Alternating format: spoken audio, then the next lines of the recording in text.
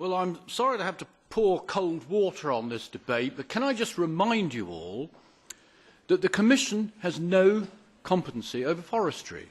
It isn't mentioned in the treaties, it hasn't. But I can understand that the Commissioner has been perhaps encouraged by the vote in plenary earlier on a few months ago, which urged him to do something about forests. But actually, a vote in the plenary is not a revision of a treaty. It isn't. And so, really, we shouldn't be here. And all we are doing here is encouraging the Commission to legislate in areas that it has no right to. I'm sorry you don't like the truth, but that is the truth.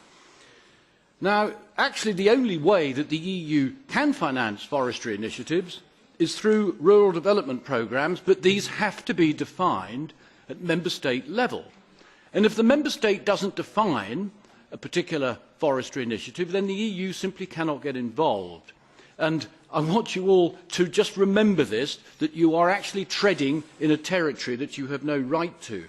It worries me that the Commission are emboldened enough and will start to bring in planting trees as a cross-compliance measure. That wouldn't surprise me in the least. And of course, you all think this is going to change the world's weather. These trees will absorb carbon dioxide, but ultimately these trees will either be burnt when they will release the CO2, or they will rot where they will release methane. You cannot stop nature. Thank you. Mówię, że do zimnego prysznica z pana strony. We are used to your calls. I think that the cold shower is healthy every now and then. Thank you, Chair.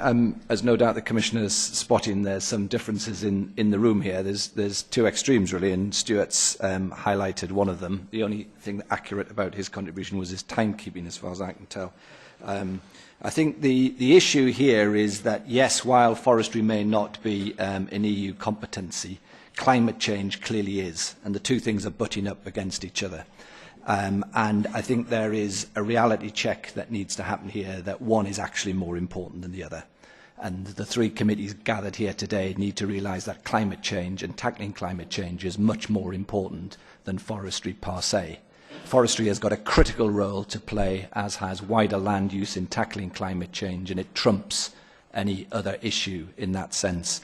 And I would encourage the Commissioner to continue his interest in forestry and all things forestry, particularly in connection with the opportunities that it avails to tackle climate change. Mr. Agnew has a great deal of knowledge about forests, but I think he is right, certainly, in pointing to the shortage of an overall forestry policy. I think if we take an overall view, as proposed by the Commission, with regard to forests and the economic dimension thereof, we have to take into account that forests are a form of employment in the countryside, of rural life in the countryside, and it's extremely important to the lives of many people. So I think when we're talking about rural development, we make a mistake if we don't concentrate on forestry. I think that a great deal of money goes to rural development, but it might well be that we would do rather better to focus some of it.